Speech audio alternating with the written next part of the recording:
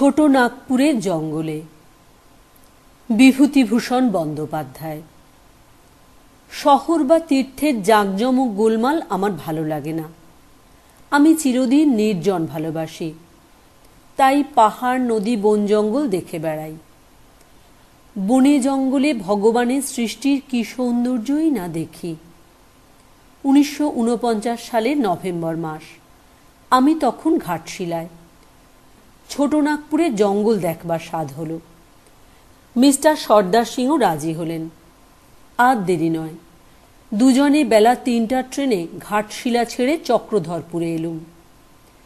রেস্তোরাঁয় চা খেয়ে দুজনে চললুম হরদয়াল সিংয়ের বাড়ি। সেখানে রাত্রে খাওয়া দাওয়া সেরে রেস্তোরাঁতে গিয়ে দুজনে রাত্রি যাপন। সকালে হরদয়াল সিংয়ের বাড়ি থেকে এলো ক্ষেত থেকে সদ্য তোলা মূলো। চায়ের সঙ্গে সেই মূলো খেয়ে দুজনে মোটরে করে বেরিয়ে পড়লুম। ভগবানের অসীম দয়া, তাই এমন সব বন্ধু পেয়েছি। না হলে এমন আরামে আমাকে জঙ্গলে নিয়ে যেত কে? এলুম চাঁইবাসায়। চাঁইবাসা জায়গাটি বেশ পরিষ্কার এবং স্বাস্থ্যকর। এখানে একটি হ্রদ আছে, তেমন বড় না হলেও ভারী সুন্দর। উঁচু নিচু পথ, চমৎকার বাঁধানো। পথের একদিকে পাহাড়ের শ্রেণী, আর একদিকে টানা জঙ্গল, সরকারি ফরেস্ট। এ জঙ্গলে ছোটখাটো জীবজন্তু আছে। পথে সঞ্জয় নদী, নদীর উপর প্রকাণ্ড পুল।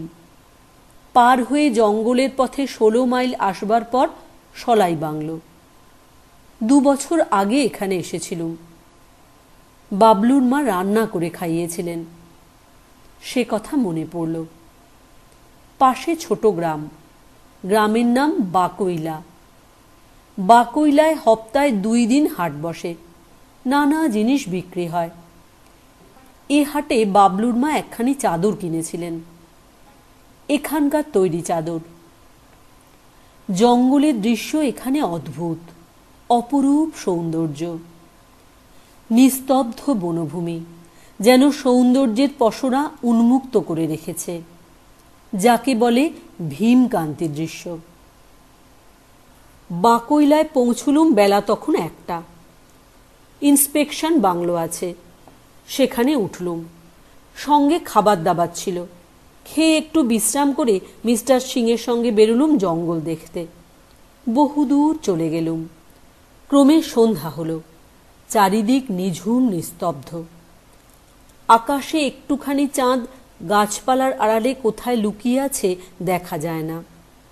পৃথিবীর মাথার উপর আকাশ যেন নীল চাঁদোয়া খাটিয়ে দিয়েছে। আকাশের গায়ে কি অপূর্ব নক্ষত্র শ্রেণী। মনে হচ্ছিল যেন আকাশে দেওয়ালির দ্বীপ জ্বলছে জল জল করে। অপূর্ব আনন্দ উপলব্ধি করেছিলুম। মনে হচ্ছিল ভগবানের কি মহাশিল্প এই পৃথিবী।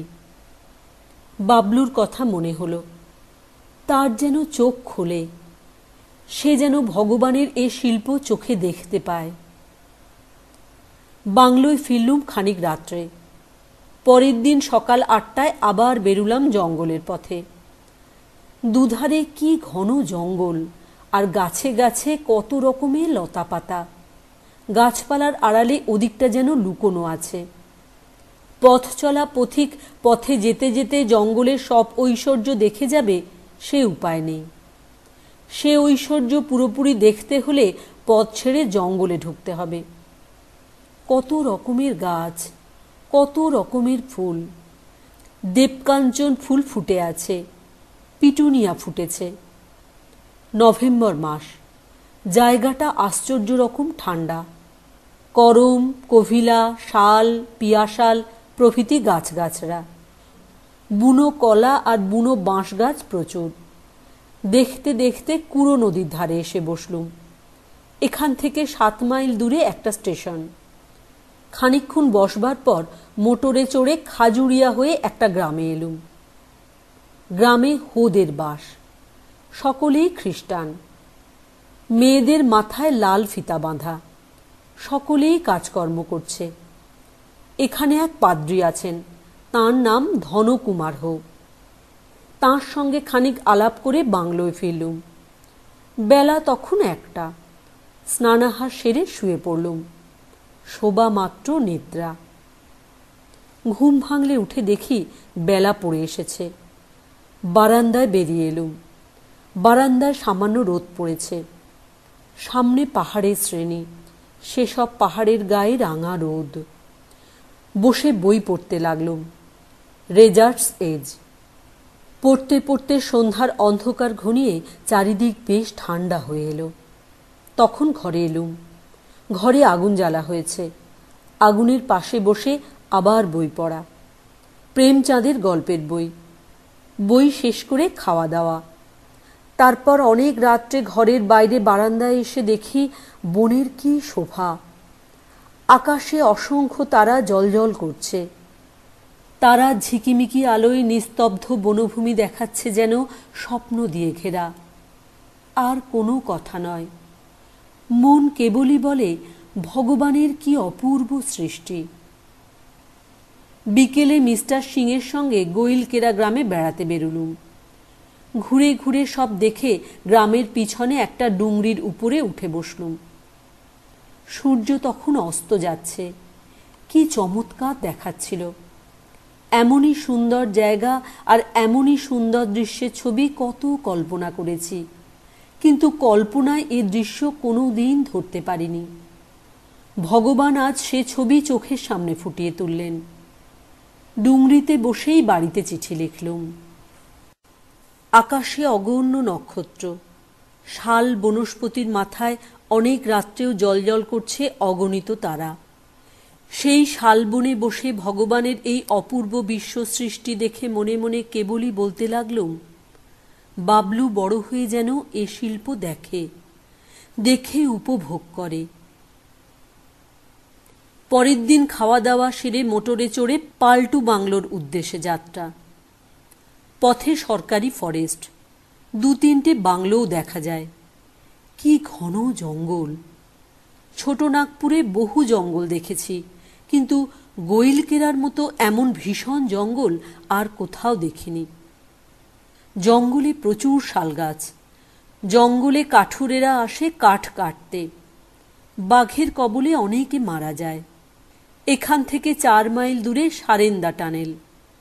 শুনলুম 20-25 বছর আগে সেখানে এক প্রকাণ্ড বুনো হাতির সঙ্গে বিএন রেলওয়ের একখানা চলন্ত ট্রেনের সংঘর্ষ হয়। হাতিটাই জখম হয়ে শেষে মারা যায়। যেতে যেতে জঙ্গলের প্রান্তে কাঠ বোঝাই কখানা গরুর গাড়ি দেখলুম। ষাট চলেছে। আরো খানিক এগিয়ে দেখি পথের ধারে 3টি ময়ূর বন থেকে বেরিয়ে পথে এসেছে। আমাদের দেখে, চলন্ত মোটর দেখে তারা সরে গেল না। এমন নির্ভয়।